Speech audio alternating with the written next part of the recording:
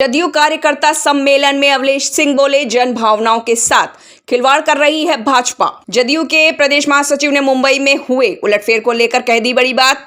खबर बलिया जनपद की है, जहां जदयू के प्रदेश महासचिव अवलेश सिंह से मुंबई में हुए उलटफेर के विषय में बात किया गया तो उन्होंने कहा कि भाजपा की नीति साफ नहीं है, सिर्फ पैसे के बल पर जन भावनाओं के साथ खिलवाड़ कर रही है।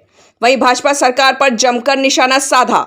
भाजपा सरकार में लोग परेशान हैं। वहीं कहा कि 2024 के चुनाव में इसका पता चल ही जाएगा। सुनील सेन, संवाददाता, पीएमए समाचार एजेंसी की खास रिपोर्ट।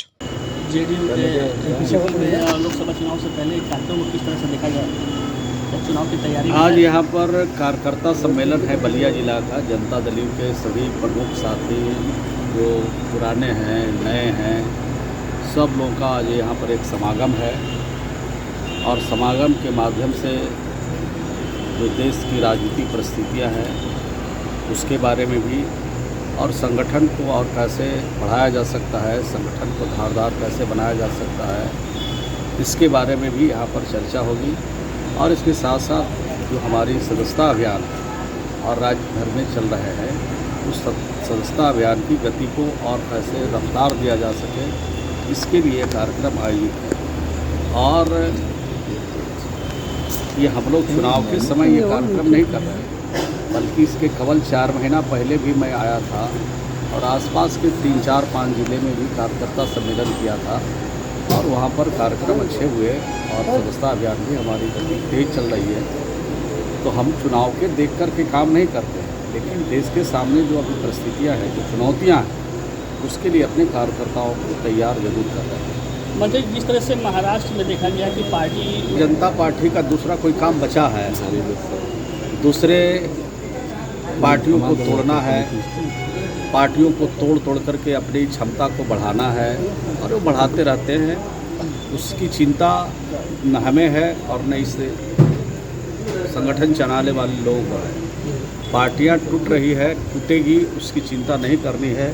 देश के सामने जो अभी चुनौती है महंगाई का, देश के सामने जो चुनौती है बेरोजगारी का, देश के सामने जो चुनौती है संविधान जो खतरे में है, संविधान और देश की सभ्यता और संस्कृति को बदलने की जो कोशिश हो रही है, ये महत्वपूर्ण विषय है। इस पर हम लोग काम कर रहे हैं और 2024 में भाजपा से देश को मुक्त करने का जो अभियान है, इसको सफल बनाने के लिए हम लोग काम कर रहे हैं। क्या बीजेपी लगातार प्रयास कर रही है क्या बिहार में भी तोड़ने का, जिससे महाराष्ट्र सब जगह कर रही है, कोई नई बात थोड़ी है उनके लिए।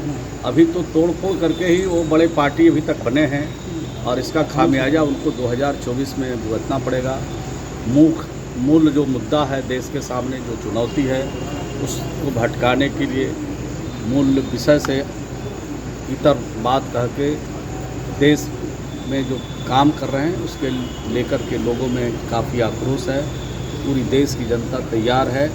ये जुमलाबाज लोग हैं, ये कहते कुछ है करते कुछ है और इस बार उनको ठिकाने लगाना है। ये देश की जनता ने तय किया। बीजेपी ईसीसी जो लागू करने जा रही है उस पर आपकी पार्टी की क्या है? क्या ईसीसी जिस तरह से देश में किसान का बेटा किसान नहीं बनना चाहते।